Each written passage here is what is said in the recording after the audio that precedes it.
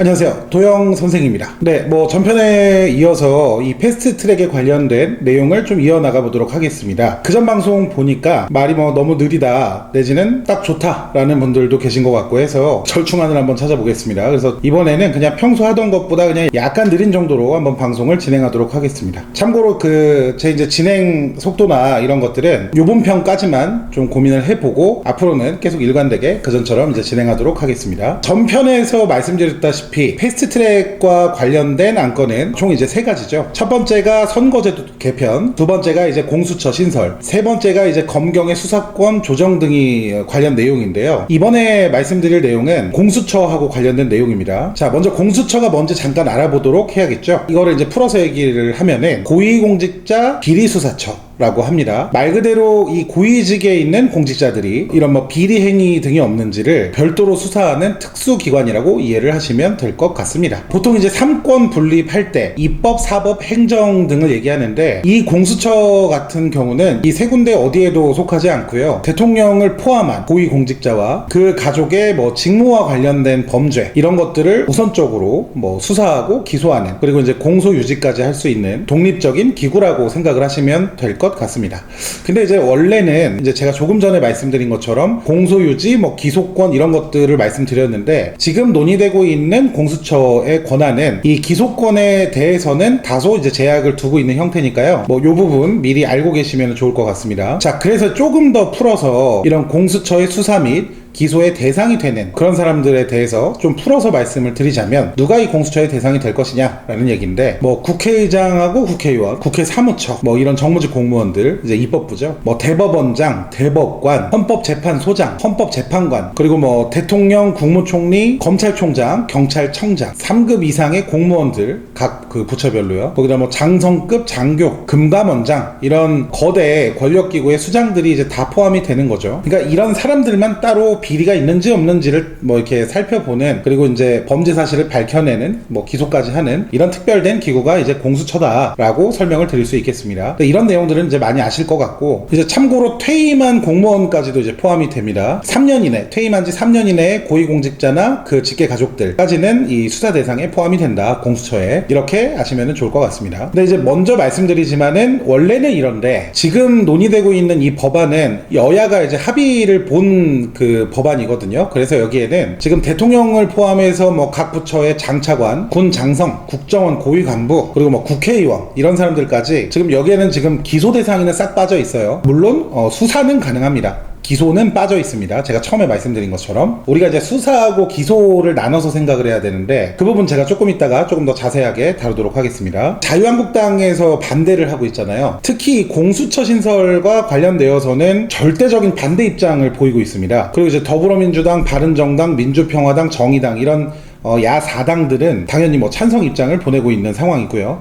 바른미래당은 이제 일부 의원들만 찬성을 보내고 있는 상황입니다. 사실 최근에 이 패스트트랙과 관련돼서 이슈가 돼서 그렇지, 실질적으로 원래 이 공수처가 처음 나오게 된, 그 얘기가 처음 나오게 된 거는 꽤 오래됐어요. 배경을 보자면 1996년 11월로 이제 거슬러 올라가야 되는데요. 원래 이 공수처와 관련된 첫 제안은 정부가 아니고 시민단체 이제 참여연대에서 당시에 이제 부패방지법 입법을 청원하면서 제안했던 그 내용 중에 하나가 이제 공수처 설립이 있었다고 합니다. 그리고 나서 이제 1998년도 2년 뒤죠. 이 한나라당의 이제 이회창 총재가 또 이 공수처 관련된 법안을 추진한 사실이 있는데, 그러니까 이때는 이 공수처의 일종의 대안이라고 불려질 수 있을 만한 이런 특검 제도 자체가 좀 미비했던 시절이기 때문에 현재의 이런 공수처 설립 취지하고는 조금 차이가 있을 것 같고요. 이 이회창 총재가 당시에 얘기했던 부분이요. 1998년도에 김대중 정권에서 공직비리수사처라는 기구를 만들려고 했던 사실이 또 있어요. 근데 이때 당시 이제 검찰의 반발로, 강력한 반발로 인해서 진행되지 못했고, 그리고 이제 시간이 흘러서 노무현 정권 시절에도 이 공직자 부패수사처라는 이름으로 신설을 하려고 했었는데, 이것도 검찰총장하고 당시에 이제 검찰들의 반대로 인해서 좀 무산된 사실이 있습니다. 이렇게 시간이 흘러서 결과적으로는 현 대통령인 문재인 대통령의 대선 선거 공약이 되기도 했죠. 그런 이유로 이제 지금까지 이어지고 있는 겁니다. 그러니까 뭐 공수처와 관련된 논의는 사실은 계속 있어 왔던 거예요. 이미 뭐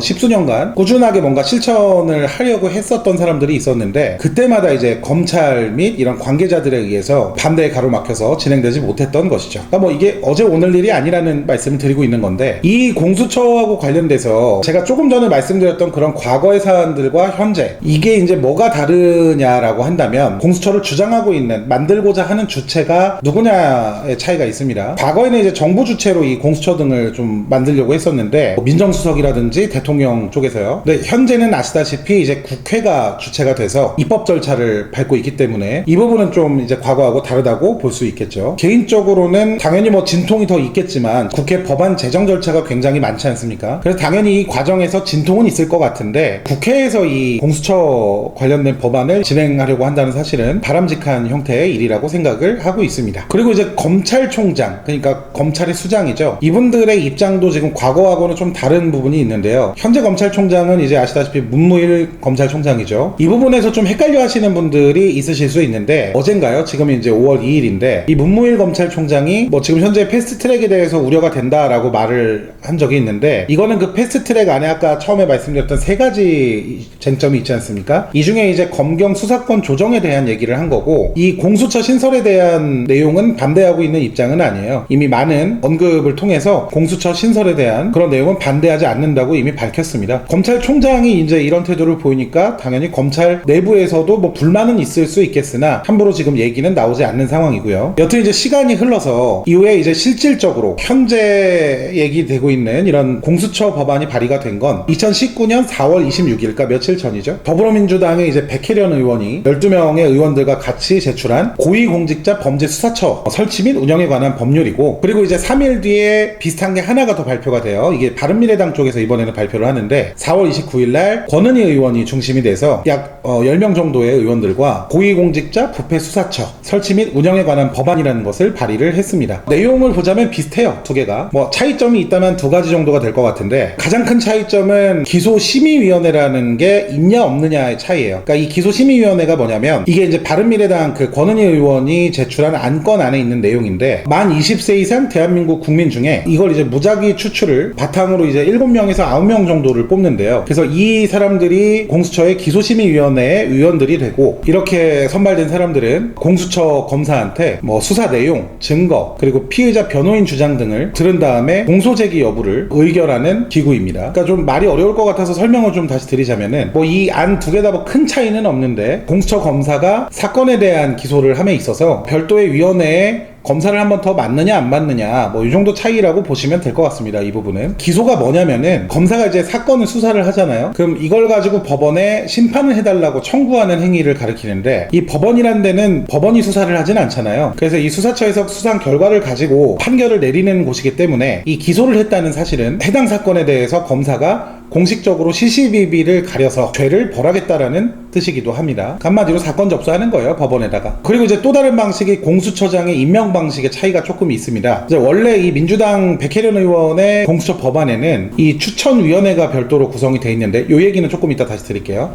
이 추천위원회에서 최종 후보를 2명을 선정하게 돼 있고, 이 2명 중에 대통령이 1명을 골라서 공수처장으로 임명하는 게 이제 백혜련 의원의 안이고요. 권은희 의원의 안도 비슷한데, 대통령이 이제 1명을 집었잖아요, 최종 마지막으로. 근데 이후에 국회의 인사청문회 거쳐서 동의를 얻어서 임명을 하는 것으로, 그러니까 이런 검증 절차가 조금 더 늘어난 그런 차이는 있습니다.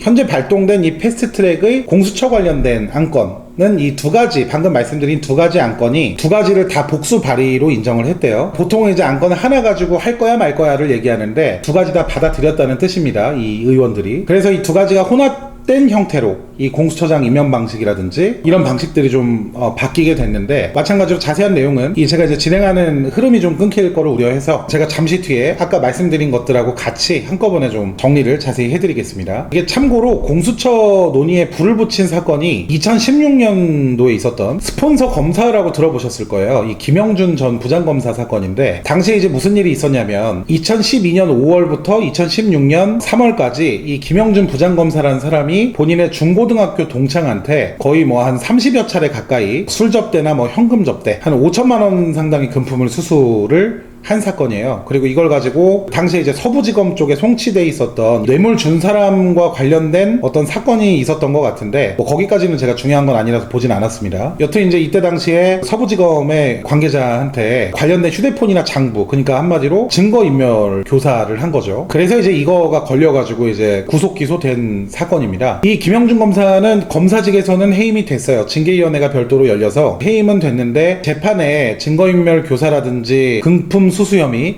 이런 거에 대해서 판결은 집행유예 2년에 그쳤고요. 이 사건하고 관계되어 있는 서부지검 검사들이라든지 이런 사람들은 서부지검 부장검사 1명 경징계 받은 것 빼고는 어떤 처벌도 받지 않았던 사건입니다. 그리고 당시에 이제 뭐 진경준 전 검사장, 홍만표 검사장 이들과 관련된 넥슨의 뭐 비리 의혹이라든지 당시에 이제 우병우 전 청와대 민정수석과 관련된 사건도 있었고요. 그러니까 이 공직자의 기강회의와 관련된 사건들이 꾸준하게 이어져 오고 있는 상태였고, 근데 문제는 이들이 전부 솜방망이 처벌을 받고 그냥 뭐 사건이 종결되어 버린 이런 것들이 계속 반복되어진 상태였던 거예요. 당시에 물론 검찰에서 아무것도 안 한 건 아닙니다. 그래서 뭐 특별 검찰팀을 꾸려서 뭐 조사를 하고 이런 부분들이 있었는데, 근데 뭐 결과적으로 이 김영준 부장검사 사건도 이때 당시에 뭐 특별 검찰팀이 수사를 하긴 했는데 또 이제 뭐 솜방망이 처벌에 그쳤죠. 그래서 당시에 이제 자기 식구가 자기 식구를 수사한다 해서 셀프 수사 논란도 좀 있었고요. 결과적으로는 유야무야 좀 면죄부를 줘버린 상황이 또 발생이 됐기 때문에 이때 당시에 이제 공수처 신설과 관련된 여론이 더욱 강화가 되었습니다. 그래서 이제 이런 흐름 속에 있었는데 이제 문재인 대통령의 대선 공약 중에 하나가 또 이 공수처 신설이 포함되어 있었기 때문에 이제 현재 상황까지 오게 된 거죠. 참고로 좀 알아봤더니 2011년부터 2016년까지 한 5년 동안 금품수수 같은 비리 저질러서 징계받은 검사가 뭐 46명이나 되더라고요. 근데 이 중에 이제 해임까지 간 거는 단 2명. 그 중에 한 명이 이제 김영준 부장검사고요. 한 명이 이제 진경준 검사장으로 알고 있습니다. 그러니까 사회적으로 이슈가 된 사건 말고는 지금 나머지는 이제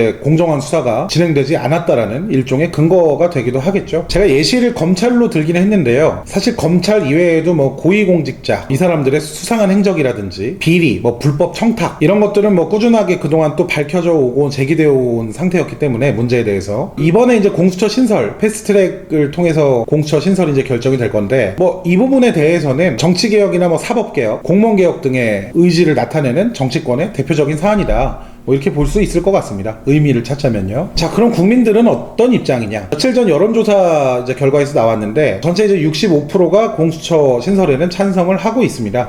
그러니까 국민들 10명 중 한 7명 정도는 공수처가 필요하다라고 얘기를 이제 하고 있는 상황인데, 여튼 뭐 이런 상황 속에서 지금 유일하게 반대하고 있는 정당이 하나 있죠. 바로 이제 그 자유한국당입니다. 도대체 왜 자유한국당에서는 이 공수처 신설을 반대하느냐? 이거는 이제 대의 명분이 있고 내부적인 정치적인 이해관계가 있을 것 같은데, 일단 대의 명분 자체는 좌파 독재를 막겠다라는 겁니다. 현재 대한민국 대통령제는 제왕적 대통령제다라고 불릴 만큼 굉장히 이제 강력한 권한을 지니고는 있습니다. 특히 뭐 대법원장, 헌법재판소장, 국정원장, 검찰총장, 경찰청장, 국세청장, 지금 소위 말하는 뭐 국가 4대 권력, 이런 기관장의 모든 임명 권한을 가지고 있는 사람이 대통령이기 때문에 만약 대통령이 마음만 먹는다면 이들을 이용해서 얼마든지 자신들을 위한 권력 남용이 가능한 구조이기는 합니다. 물론 뭐 투표로 심판받겠지만요. 그래서 이런 제왕적 대통령제의 장점은 어떠한 뭐 정책이라든지 국정 운영의 방향성이 있을 때 강력한 리더십을 발휘할 수 있다라는 그런 장점도 있지만, 반대로 이제 이런 권한이 너무 강력하다 보니까 대통령의 도덕성에 문제가 있을 경우에는 비리라든지 각종 연루되는 일도, 그런 불미스러운 일도 많이 이제 발생이 되어 온 상태죠. 즉 현재도 충분히 권력의 중심에 있는 대통령에게 공수처장 임명권까지 줘버리면 이 자체가 독재를 더 강화시키는 거 아니냐라는 그런 의견인 거죠. 자유한국당 의견이. 그러니까 여기서 주목해야 되는 게 이제 공수처장의 임명권이 대통령에게 있다는 사실일 것 같은데요. 그래서 이제 공수처장 임명 방식을 좀 보자면 정말 이제 대통령이 임명을 하는 것인가를 좀 봤습니다. 일단은 이 공수처장 그 추천위원회가 구성이 되는데요. 법무부 장관, 법원 행정처장, 그리고 대한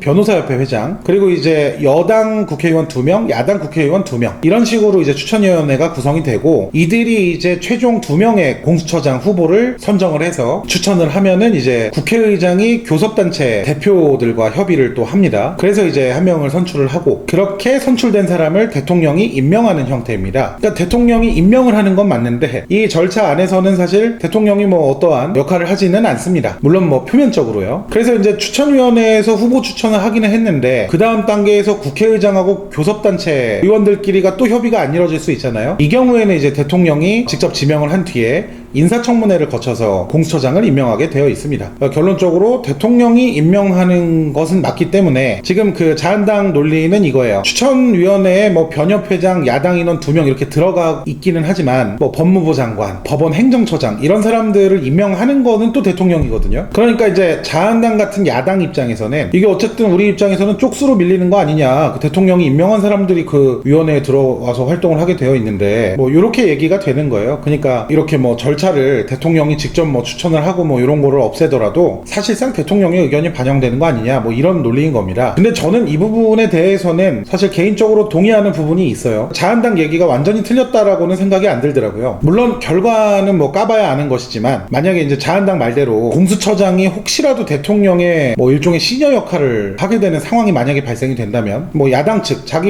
의견하고 반대되는 야당 측 의사들을 집중적으로 수사해서 탄압하거나 뭐 혹시 정부의 입장에 반하는 이런 고위공직자들을 해고하기 위한 명분이나 이런 수단으로서 수사가 진행될 가능성도 있기 때문에 이 부분에 대해서는 사실 자한당에서 하는 얘기가 완전히 그 쓸모없는 얘기는 아니더라고요. 그 실제로 현직에 있는 부장판사가 오늘 본인의 페이스북에 남긴 글이 있는데 공수처의 독자적인 수사권과 기소권까지 부여할 모양인데 그럼 이 기관을 도대체 누가 통제하는 거냐? 수사의 주된 대상이 뭐 고위직 경찰 공무원이나 검사, 법관이면은 이 모든 사람들이 공수처에 무릎 꿇어야 되는 상황이 온다. 그러니까 이게 뭐 견제는 고사하고 공수처 관련된 사람들 눈이나 한번 흘겨볼 수 있겠냐 라면서 글을 남기기도 했습니다. 그러니까 이제 현직에 있는 고위공직자들이 공수처에 대한 어떤 시각을 가지고 있는지를 좀 나타내는 대목 같은데 물론 그 겉으로 보여지는 거 말고 속내는 사실 불편할 거라고 보여져요. 왜냐하면 지금까지는 이제 특별히 고위공직자들을 대상으로 한 어떤 뭐 수사기관이나 이런 것들이 상설특검 이런 정도를 제외하고는 특별감찰팀 이런 거 제외하고는 별도로 없었기 때문에 죄가 있든 없든 간에 마음은 좀 뭐 편했을 건데 이게 생겨버리면은 아무래도 좀 신경 써야 되는 부분이 더 생기니까 불편하겠죠. 이 부분은 뭐 당연히 그럴 것 같습니다. 그래서 이제 바로 이런 부분들이 자한당에서 지금 좌파 독재 정권 타도 지금 이렇게 외치고 있는데 지금 제가 좀 전에 말씀드린 이런 부분들이 있기 때문에 자한당이 이제 그런 구호를 외치고 있는 거예요. 제 개인적인 생각으로는 저는 공수처 신설 자체는 사실 대단히 찬성하는 사람인데 뭐 이런 뭐 추천위원회 구성이라든지 그리고 뭐 이 공수처가 진짜로 대통령이나 외부 기관 이런 곳으로부터 완벽하게 독립이 될 수 있을지 그리고 만약에 이 공수처 쪽에서 문제가 발생됐을 때는 어떠한 견제 장치가 있는지 이런 것들은 좀 보완을 분명히 해야 될 부분은 있다라고 생각을 하고 있습니다. 이건 뭐 제 개인적인 생각이니까요. 그리고 이제 자한당 쪽에서 말하고 있는 그런 논리를 한 가지 더 말씀을 드리자면 공수처 같은 기구를 새로 신설하는 것보다는 상설 특검 제도라든지 검찰과 경찰의 수사권 조정 등을 통해서 동등한 권한으로 상호 견제를 하게 만들면 되는 거 아니냐 이 수사기관 간에. 그러면 뭐 고위공직자들이 함부로 어떤 기관을 통제하려 들지는 않을 거 아니냐 견제하는 기관이 있으니까 이런 얘기를 하면서 옥상옥이라는 표현을 하는데요. 아마 그 기사 보신 분들은 옥상옥 한 번은 보셨을 것 같은데 이게 무슨 얘기냐면 이게 이제 지붕 위에 지붕을 거듭얹는다 이런 뜻이라고 합니다. 그러니까 공수처 자체가 부정한 일을 저질러 버리면 결국에는 이 공수처를 감시할 견제기구를 또 만들어야 될 것이고 이 새로 만든 견제기구도 문제가 생기면 얘를 또 견제할 만한 기구를 만들어야 될 것이고 뭐 감시할 만한 이게 이제 반복되다 보면 결과적으로는 이거 다 세금 낭비로 이어진다 뭐 이런 뜻인 거예요. 이 말 또한 사실은 틀린 말은 아니죠. 제가 생각하기엔 그래요. 공수처의 그 권한만 봤을 때는 사실은 고위층들에게는 굉장히 강력한 그런 권한을 가진 것은 사실이기 때문에 분명히 이걸 좀 견제할 만한 수단도 분명히 필요는 한데 악용될 만한 여지를 막기 위해 이렇게 되면은 뭐 자한당 얘기한 것처럼 끊임없이 뭐 이런 견제를 위한 일종의 기구나 기관만을 계속 이렇게 만들게 되는 상황이 올 수 있다는 거죠. 다만 이제 제 생각에는 이런 부분들은 좀 보완을 해서 나가야 되는 부분인 거지. 왜냐면 이게 지금 20년 동안 당면한 과제란 말이에요. 고위공직자에 대한 부패 방지라든지 이런 것들은요. 그러니까 공수처 신설 자체를 아예 부정하는 논리로 이어져서는 안 된다라고 저는 생각을 합니다. 그러니까 실제로 자한당이 주장하고 있는 이런 좌파 독재 논리 같은 걸 좀 보자면 사실 지금도 마음만 먹으면 현재 대통령 권한으로도 저는 충분히 가능하다고 생각을 하거든요. 그러니까 굳이 공수처를 만들지 않는다 하더라도 지금도 이미 대통령이 임명하는 사람들이 뭐 헌법재판소장, 대법원장, 검찰총장, 경찰청장 이런 주요 권력기구들의 수장들이기 때문에 이 이 사람들에 대한 임명 권한이 대통령한테 있는 거잖아요. 그러니까 지금 이 사람들만 잘 구워 삶아서 운영해도 만약에 정말 독재를 원한다면 얼마든지 그런 것들이 가능할 텐데 굳이 지금 이거 공수처를 신설한다고 해서 당장 지금 뭐 패스트트랙이 이슈화 되긴 했지만 사실 자한당에서 가장 반대하고 있는 법안 중에 하나가 이 공수처 법안이거든요. 이렇게 사회적으로 굉장히 많은 얘기가 있을 걸 뻔히 알 텐데 독재를 위해서 이걸 굳이 만든다라고, 그러니까 독재 강화를 위해서 이 말 많고 탈도 많아온 공수처를 만든다? 이거는 뭐 긁어부스럼 만드는 행위가 될 수도 있기 때문에 다른 차선책도 있는데 굳이 공수처만을 통해서 대통령이 뭐 독재 권한을 강화시키려 할까? 사실 이런 의문은 있습니다. 그러니까 자한당 사람들이 얘기하는 논리에 일종의 조금 빈틈이 있다라는 거죠. 그리고 뭐 사실은 이거 말고도 자한당에서 아까 옥상옥 얘기했잖아요. 근데 이 자한당에서 공수처를 반대하면서 얘기하고 있는 것들이 특별검사제도, 특별감찰팀 이런 거라고 아까 말씀드렸는데, 근데 이것도 사실 따지고 보면은 견제기구가 계속 필요한 부분 아닙니까? 특별감사팀을 다 못 믿으니까 여기서 문제 생길 거 생각해서 견제기구를 만들 거고, 얘들을 못 믿으니까 또 뭔가를 만들 거고, 그러니까 이것도 사실은 저는 옥상옥이 될 거라고 봐요. 그러니까 물론 제가 지금 얘기하고 있는 것들이 자한당이 표면적으로 공수처를 반대하는 이유인데 실질적으로 반대하는 이유는 아마도 이 공수처가 신설이 됐을 때 본인들이 저질러온 많은 부정한 방법들이 들통나지 않을까라는 두려움에 의한 것이라는 의견도 있습니다. 근데 이 부분은 제가 뭐 확인할 수 있는 부분은 아니고 이거 어디까지나 추측에 근거해야 되기 때문에 그냥 뭐 이런 여론이 있다 정도로만 아셔도 좋을 것 같습니다. 뭐 항상 말씀드리지만 판단은 여러분의 몫이니까요. 여튼 뭐 확실한 거는요, 적어도 자한당이 지금 내세우고 있는 논리 자체가 논의할 가치도 없는 뭐 쓰레기다 이렇게까지는 사실 볼 수 없을 것 같다라는 겁니다. 모든 일에 공과 과가 있듯이 이게 뭐 전부까지는 아니더라도 그래도 뭐 좀 다양한 이해관계에 놓인 사람들이 그래도 어느 정도는 좀 고개를 끄덕일 수 있을 만한 그런 절충안은 필요하다고 봅니다. 그래서 분명히 대화와 타협이 민주주의에서는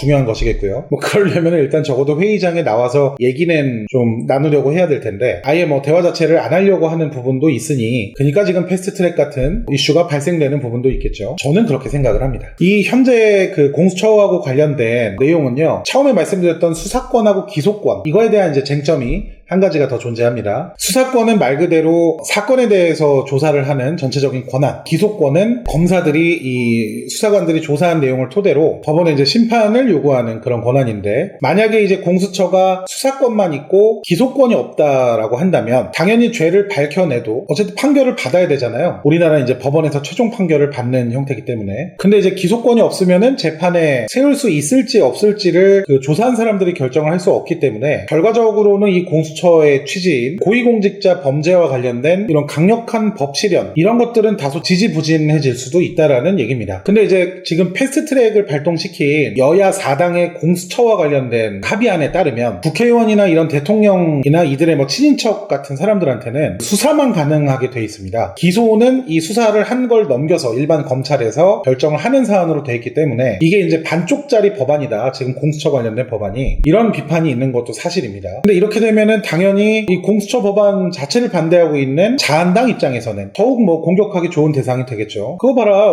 막상 중요한 대통령 빠지지 않았냐 이렇게 하면서 공격을 하겠죠, 당연히. 근데 참고로 이 공수처에서 특정 분에 있는 사람들의 기소권은 주지 말자라고 제안을 한 게요, 지금 여당인 민주당이 아니라 바른미래당 쪽에서 얘기를 하고 있는 겁니다. 원래 이 문재인 정부의 공수처 관련 공약은 이런 대통령을 포함한 사람들의 수사권 및 기소권까지 공수처 검사들이 갖는 걸로 돼 있었어요, 원래는. 그러니까 왜 바른미래당 측에서 이렇게 기소권 자체는 좀 부정적인 시각을 보냈을까라고 생각을 해보면, 만약에 이제 공수처에서 이 수사권과 기소권을 다 갖게 돼버리면 고위 공직자들에게는 거의 뭐 무소불위의 권력이 대통령이나 공수처 측에 넘어갈 수 있다고 생각을 한 것 같아요. 뭐 이 안에는 당연히 여러 가지 정치적인 이해관계가 좀 존재할 거라고 예상을 하고 있습니다. 그래서 결과적으로 지금 합의된 공수처 관련된 법안을 보자면 이제 최종이죠. 기소권은 주지 않는 걸로 결정이 났다고 합니다, 이 합의안에서는. 대신에 이제 수사권하고 영장 청구권 이 두 가지를 주게 돼 있고, 대신에 이제 예외적으로 판사, 검사, 뭐 경무관 이상의 경찰 이런 사람들에 대해서는 기소권까지 주자, 이렇게 해서 예외가 되는 그런 사람들한테는 기소권까지 갖게 되는 것으로 지금 이제 합의안이 나왔다고 합니다. 그리고 뭐 이것뿐만 아니라 이 판사, 검사, 경무관급 경찰 이 사람들 제외하고 나머지 수사 대상 중에 공수처 검사가 수사를 해서 일반 검찰에 넘겼는데 이 일반 검찰이 불기소 처분을 하는 경우 있잖아요. 재판에 안 올리는 경우. 이 경우에는 이제 공수처 검사가 다시 법원에다가 이 불기소 처분이 합당한 것이냐라고 판단을 다시 요청할 수 있는 재정신청 권한, 이 이름을 재정신청 권한이라고 한다고 하네요. 그래서 이 권한까지 주는 쪽으로 합의가 이루어졌다고 합니다. 그리고 이제 가장 중요한 내용 중에 하나인데요. 이 부분은 꼭 기억을 하시면 좋을 것 같습니다. 현재의 이 공수처 최종 합의안에는 대통령을 포함해서 각 부처 장관, 차관, 그리고 군 장성, 국정원 고위간부, 그리고 국회의원 이런 사람들까지 수사권 말고 기소권은 공수처 검사의 권한에 싹 빠져 있습니다. 말씀드린 대로 수사만 가능한 거예요. 그래서 이런 이유로 인해서 지금 민주당 당내에서도 이게 반쪽짜리 공수처다라는 이제 비판이 존재하고요. 그리고 뭐 이외에도 야당 쪽의 몇몇 의원들도 이 부분에 대해서는 상당히 좀 불만을 가지고 있는 것으로 알려져 있죠. 그리고 이제 마지막으로 제가 이제 여러 유튜브들을 이렇게 돌아다니다 보니까 이런 얘기가 있어요. 뭐 외국에서도 없는 사례를 갖다가 현 정권에서 이제 공수처 신설을 해서 일종의 뭐 대통령의 뭐 보위부를 만들어내는 거 아니냐. 아니 뭐 거의 확정 짓고 얘기하던데요. 근데 이 얘기는 사실 반은 맞고 반은 좀 잘못된 얘기입니다. 우리 그러니까 아시아에서 가장 청렴한 국가, 청렴 지수가 제일 높은 국가가 이제 싱가포르, 홍콩 같은 곳들인데 이런 데들은 이미 만들어져 있어요. 이 관련 기관들이 다 만들어져 있고 성격이 완전 비슷하진 않아요. 이 두 국가 같은 경우는 제가 알기로는 뭐 기소권은 없는 것으로 알고 있는데 이미 뭐 공직 비리를 전담하는 별도의 기구는 분명히 만들어져 있어요. 미국에서도 그 비슷한 기구가 있는데 제가 지금 이름이 정확하게 기억이 안 나는데요. 여튼 그 기구에서는 대한민국에서 얘기하고 있는 공수처하고 권한이라든지 뭐 여러 가지 그 요건들이 상당히 비슷한 그런 기구도 있습니다. 존재합니다. 다만 이제 여기는 기소권까지 다 있는데 제가 지금 말씀드리는 기구는 내부 고발자를 반드시 필요로 하는 곳이기 때문에 뭐 100% 공수처, 우리나라에서 지금 얘기하고 있는 공수처와 동일하다 이렇게 얘기할 수 없는 부분도 있습니다.